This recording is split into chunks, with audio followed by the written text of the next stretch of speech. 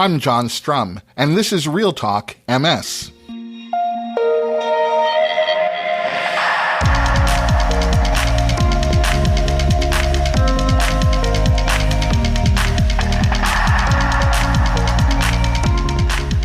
It's June 23rd, and we have a lot to talk about. If you've been listening to this show for a while, you know we spend a lot of time diving deep into the science of multiple sclerosis, the therapies, the clinical trials, and the biology.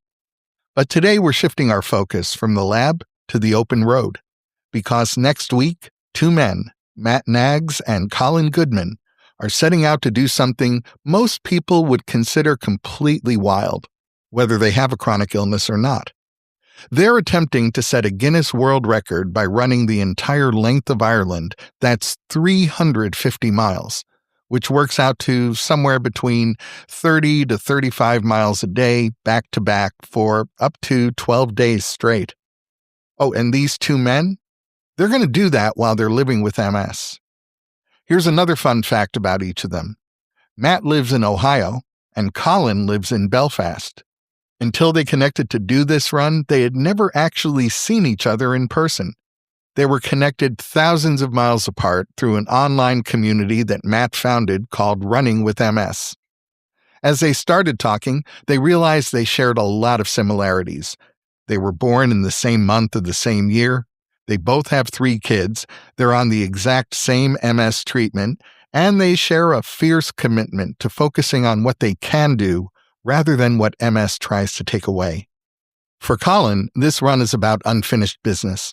He attempted it once before, and his body just wouldn't let him finish. This time he's back, with his brother Andrew by his side for support, and he's got Matt flying across the Atlantic Ocean to join him.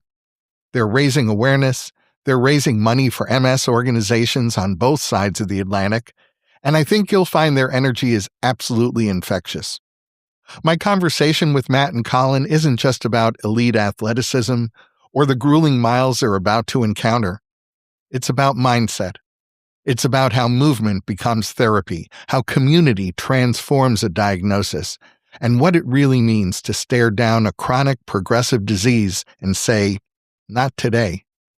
But before we get to my conversation with Matt Knaggs and Colin Goodman, there are a few other things that you should know about.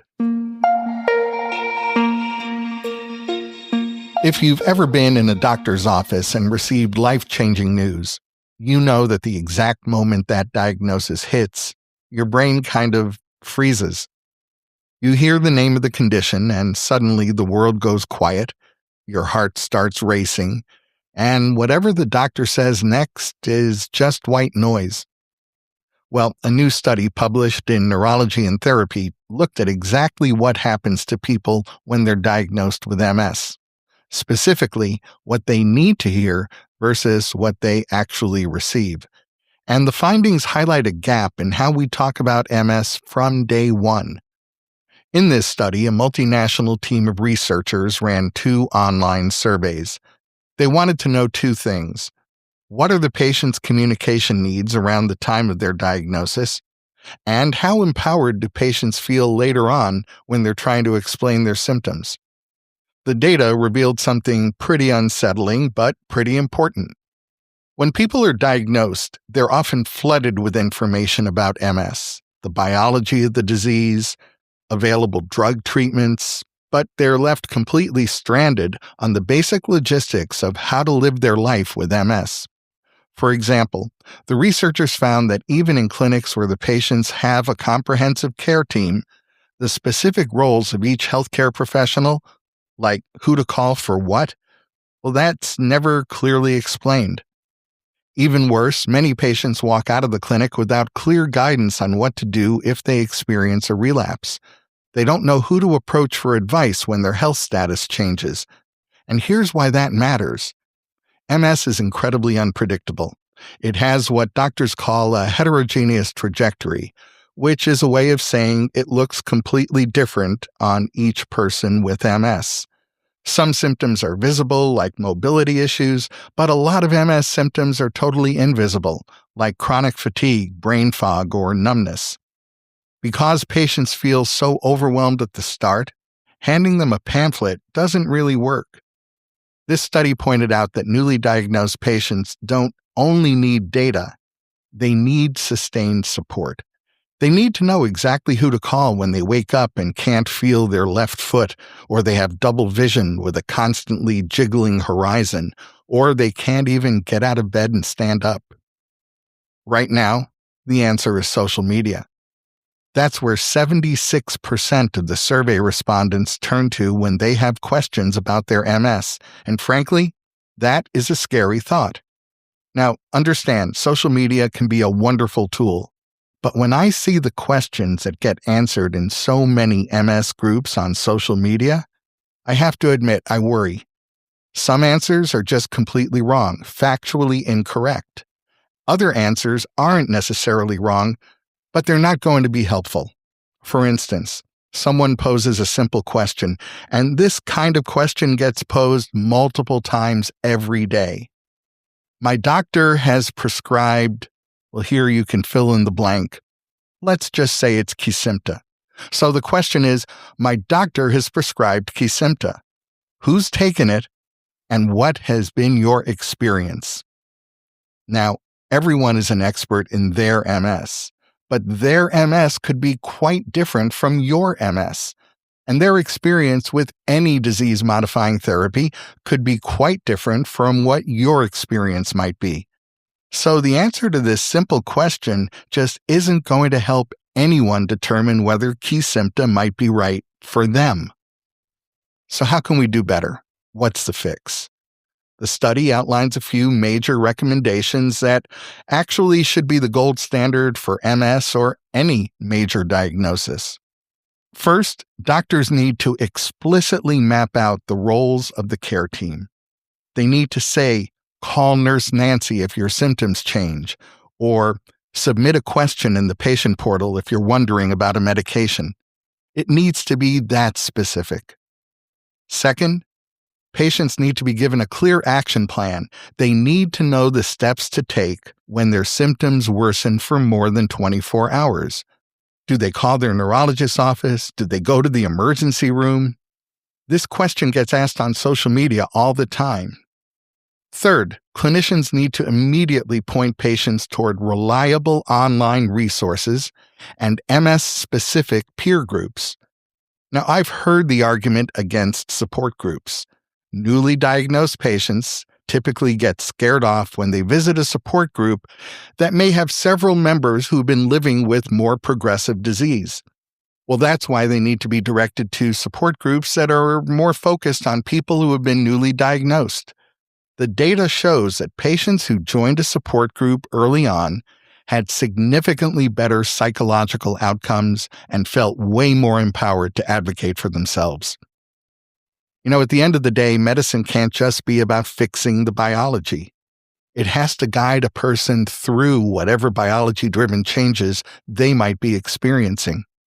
If you or a loved one are living with MS or managing another chronic condition, don't be afraid to demand this kind of a roadmap from your care team.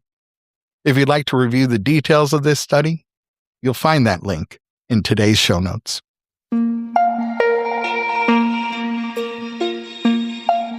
Recent data shows that the number of people living with MS, what doctors call the prevalence of MS, has been climbing steadily over the last 20 years. In fact, it's increasing by nearly 3% every single year. Now, hearing that, your first instinct might be to worry.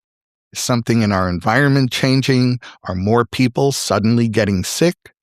Well, a new study just published in the journal Neurology took a deep dive into the MS prevalence numbers out of France and Sweden.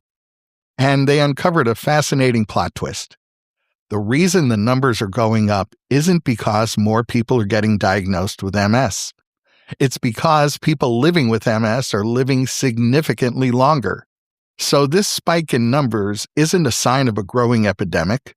It's actually a major victory for modern medicine. So let's break down how this works, because the math is actually reassuring. The researchers looked at decades of nationwide health registries. In France, the number of people living with MS jumped from about 94,000 in 2011 to over 130,000 in 2022. Sweden saw a similar leap in the number of people living with MS. But when the research team looked at incidence, which is the rate of new diagnoses per year, well, that number didn't go up. It actually went down. In France, new cases dropped from 8.2 cases of MS per 100,000 people to 7.2. Sweden saw a similar decline. So fewer people are getting diagnosed year over year, yet the total population of people living with MS is growing. How can that be? Well, life expectancy. The study found that for someone diagnosed with MS, their life expectancy has been expanding by about 2.5 months every single year. That's actually outpacing the increase in life expectancy we see in the general public. So what's changing? Why are people with MS living so much longer today than they were just 20 years ago? It comes down to two major things: better clinical management and highly effective disease-modifying therapies. Over the last 2 decades, the treatments available for MS have changed. We went from having very few options to having highly sophisticated therapies that have been shown to slow down the progression of the disease, protect the nervous system, and prevent severe disability. What makes this study even more interesting is that the researchers tracked other neurological conditions like ALS and Parkinson's, and they didn't see the same kind of extended survival trend. For diseases like ALS, the rising numbers are mostly due to population growing older. But for MS, it's a direct reflection of medical progress. The story behind the numbers in this study serves as a powerful reminder that headlines can require nuance. Sometimes a rise in a disease's numbers doesn't mean doctors are losing the battle. It means they're finally winning it, giving people decades more time with their families, their careers, and their lives. And by the way, if you know someone who's living with MS and they aren't on a disease-modifying therapy, you might want to share this study with them, and you can find a link to the study in today's show notes.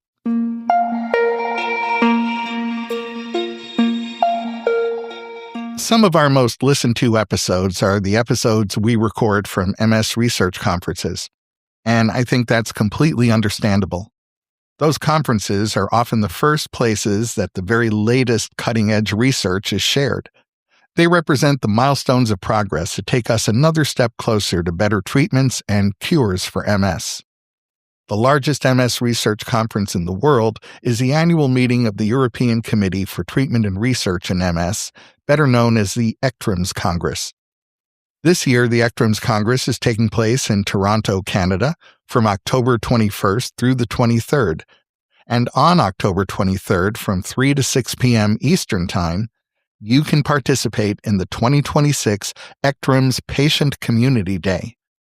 This is a live in-person and online event that's designed to share the latest MS research that was presented at the ECTRIMS meeting in easy-to-understand language. You'll be able to have your questions answered by some of the leading MS experts in the world, and you'll also hear patient perspectives. I hope you'll take a moment and register today for what I know is going to be an amazing program focused entirely on breaking down the cutting-edge research presented at the ECTRIMS Congress so that people affected by MS can see what the near-term future holds. You can register at ECTRIMSPatientCommunity.eu, and you'll find that link in today's show notes. We can't get better treatments, nor can we get closer to cures without research. And scientists can't move research forward without you. Ultimately, it's your participation in MS research that moves the ball down the field. So I want to tell you about an opportunity for you to participate in research by taking just a few minutes to complete an online survey from the comfort of your own home. Researchers at Purdue University are interested in better understanding the association that certain behaviors and attitudes have with physical activity, as well as how fatigue can impact those associations. And you can help the research team by completing an online survey that should take you about 15 minutes. And then 4 weeks later, completing one more survey that will only take about 5 minutes. That's it. Just 20 minutes of your time to make a difference. So if you're 18 years old or older, have a confirmed MS diagnosis, have no severe mobility impairments, are able to read and understand English, and live in the United States, I hope you'll step up and participate in this work. If you'd like to learn more about the study or register to participate, you'll find that link in today's show notes. And while you're completing that online survey from the comfort of your home, I hope you'll consider that my guests today are about to experience anything but the comfort of home. Matt Knaggs and Colin Goodman are out to set a Guinness World Record for running the 350-mile length of Ireland with MS. In a moment, you'll meet Matt and Colin.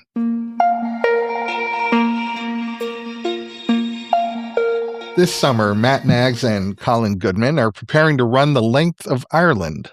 That's 350 miles from the southernmost tip to the northernmost point. And the goal is to set a Guinness World Record for the fastest crossing of Ireland on foot by a team living with multiple sclerosis. Matt, Colin, welcome to the podcast. Hey, how are you? Hey, John. Really excited to be here. Well, I'm glad you both are. And Colin, I'll start with you since you're of the two, you're local. Crossing the length of Ireland takes you through quite a diverse terrain. You'll be going from the hills of Cork to the flatlands of the Midlands and the mountains of Donegal. Now, I'm assuming you've mapped all this out, but what do you anticipate being the most make or break section of the route? Well, I suppose if I jump back, the make or break section, for me, I'm looking forward. There's a place in Ireland called Limerick. And last time I tried this, John, I didn't even get the Limerick. So when me and Matt run the Limerick and hit Limerick, after that, I don't know what's going to come next. So I have been looking at this route for the past, what would you say, at least since Christmas. I've put it on Google Maps, I've done the street views, and there's nothing that really gives you the essence of actually being on the route. Which I think this will be interesting for Matt, because Matt's used to running on different roads. Our roads over here are smaller, they're windier, but John, I've got a big flag in my back to keep us safe. So I would say the hardest bit about the route is we might hit some very windy, dangerous roads, I would say. Matt, I know the Guinness Book of World Records requires meticulous documentation from anyone who's trying to set a record or establish a new category. What are the specific rules you have to follow to ensure that Guinness accepts your record? So they do definitely have really strict requirements down to the type of GPS files that we must share in order to show that we've actually done what we said we would do. On top of that, we have to get witness statements from all across Ireland, anywhere that we are on our run.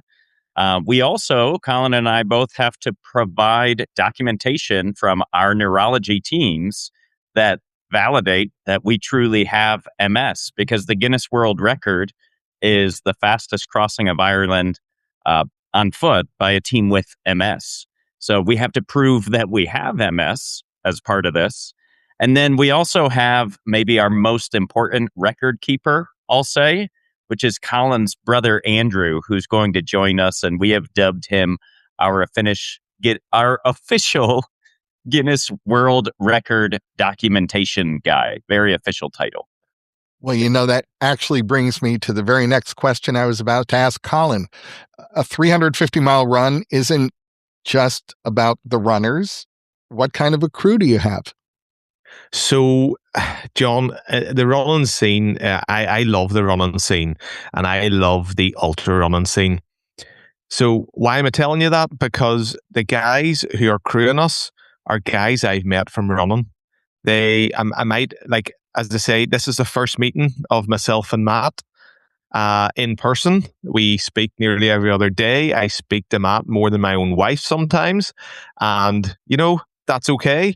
The other guys, the first guy that's crewing us, he was there in the first attempt of Mizzen de Malin, which I failed miserably. Nearly got to Limerick, as I said before. The second guy is a guy who I met in a mid-marathon. I've met him about 3 times in my life, but he's a brilliant guy, a guy called James. The next guy I ran a 100-mile race with, I was in the middle of the hills chatting to him. His GPS watch broke. So I suppose he's repaying me with crewing me for a few days. And then Jeff, the last guy in our crew, he crewed us for another 100-mile race that me and my brother both attempted. So a very sort of diverse team from all backgrounds in my, I suppose, running experience. So the team's brilliant. A group of guys, they're all fun, they all love life, and it's going to be a brilliant adventure. Matt, running 350 miles can trigger heat sensitivity, fatigue, even pseudo flares. How are you and Colin planning to monitor your bodies and differentiate between what I'll call normal ultramarathon pain and MS-related signals? Well, for better or for worse, I have a lot of experience in this field, I guess you could say. So it's something that you have to be very proactive about. And also, it really is difficult to tell the difference between, is this MS or is this just something brought on because we're doing something that is physically excruciating? So, we are trying to proactively make sure we're not overdoing it, which sounds funny because we're running 350 miles. But what that means is we're going to be walking the entire time. So we haven't decided exactly on what those intervals look like, but it might be something like we run for 5 minutes and then walk for 1 and just do that back and forth. So that way we don't exhaust ourselves too quickly. That also will help us to ensure that we're always staying hydrated and cool as possible, although it doesn't get quite as warm in Ireland as it does where I'm accustomed to running in Ohio.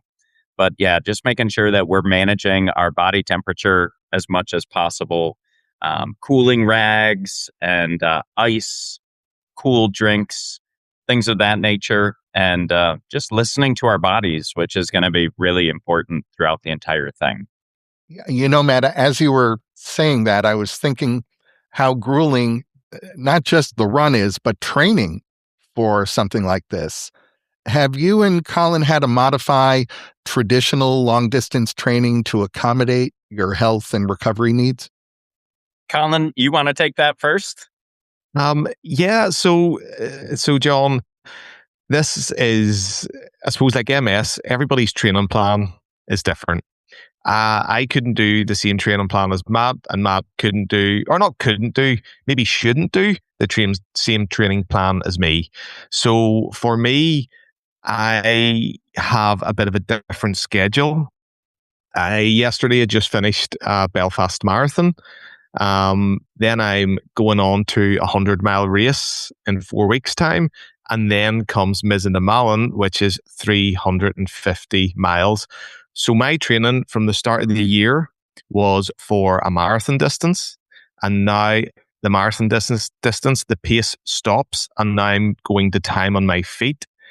And after I finish the 100-mile race, then my last month, I foresee it being more of a taper and more of time just being out and just getting that, keeping the body moving, keeping the body ticking over, and keeping that recovery going. So for me, my training has been in stages.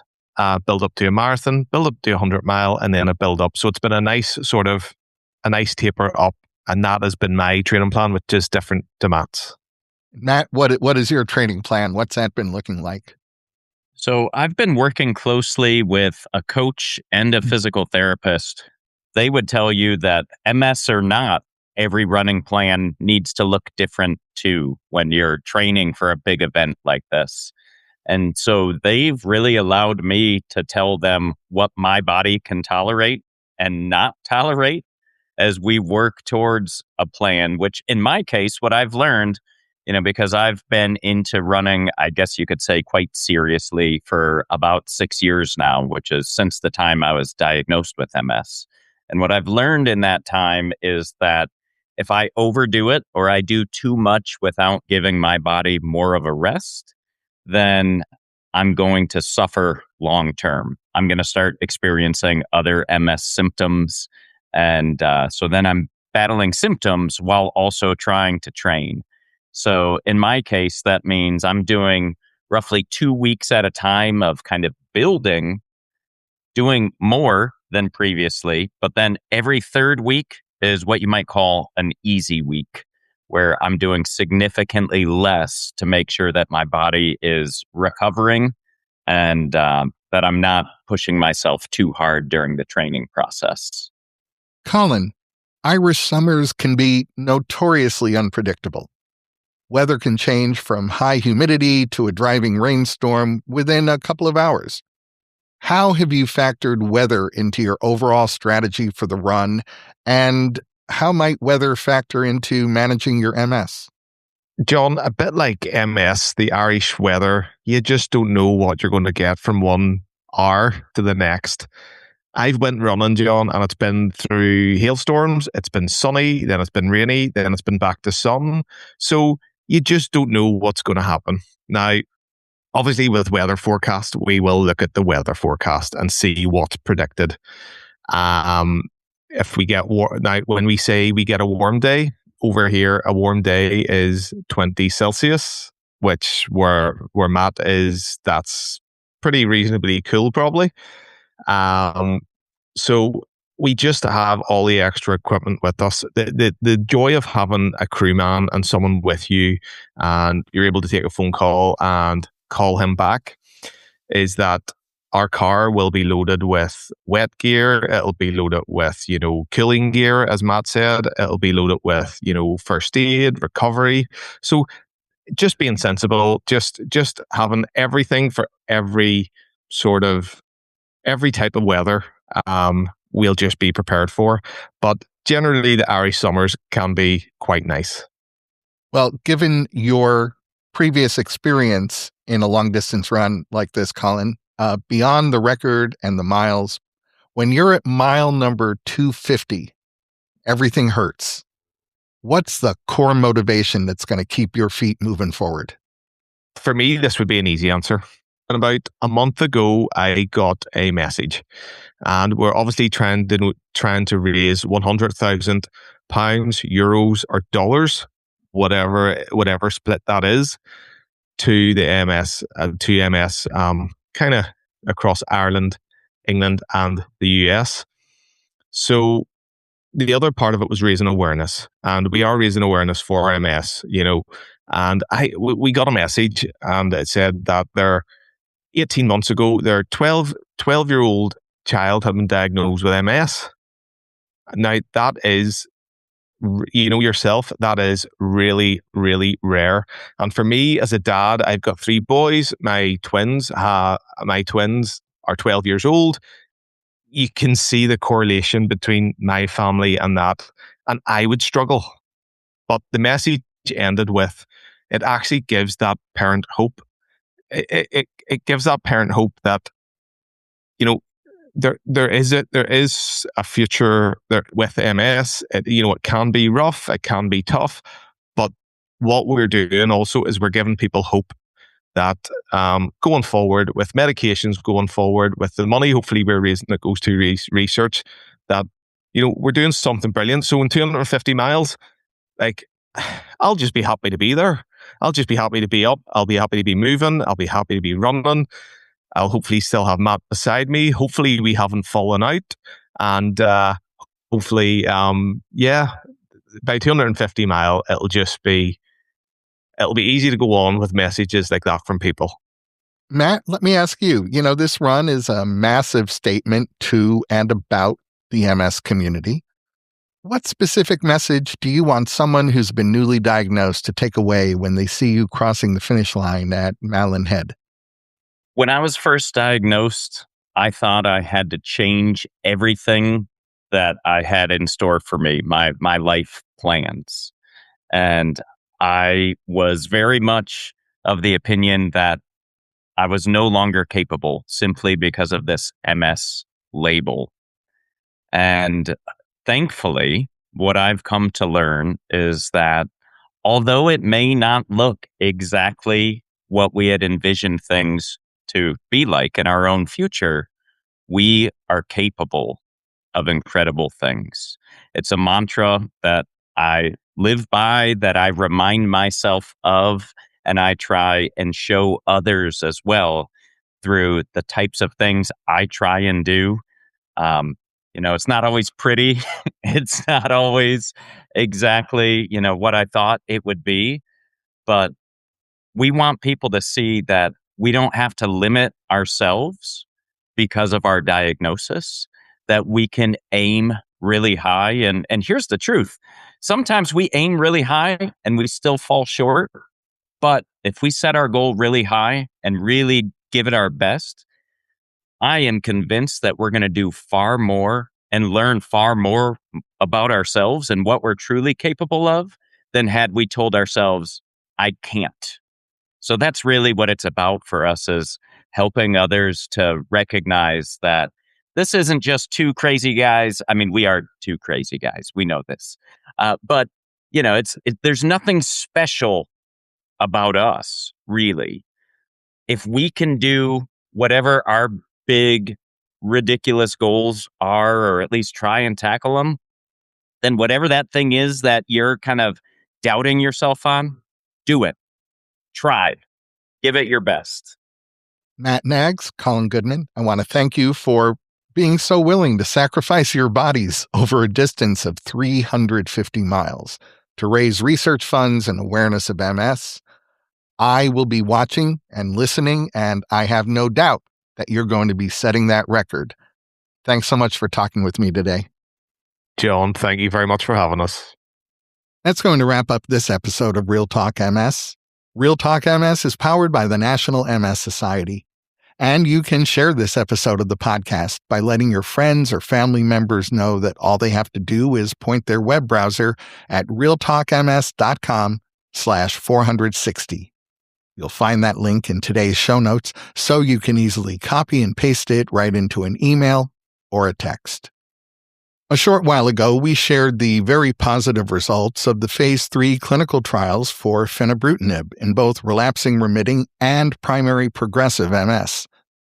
The clinical trial results for fenebrutinib have now been submitted to the FDA for approval, and next week, Dr. Jiwon Oh, the principal investigator in one of those Phase 3 trials, joins me to walk us through these positive results and to discuss who might benefit most from fenebrutinib. It's a conversation you'll want to be sure to catch. I'm John Strum. Thanks for listening. Stay safe and make healthy choices.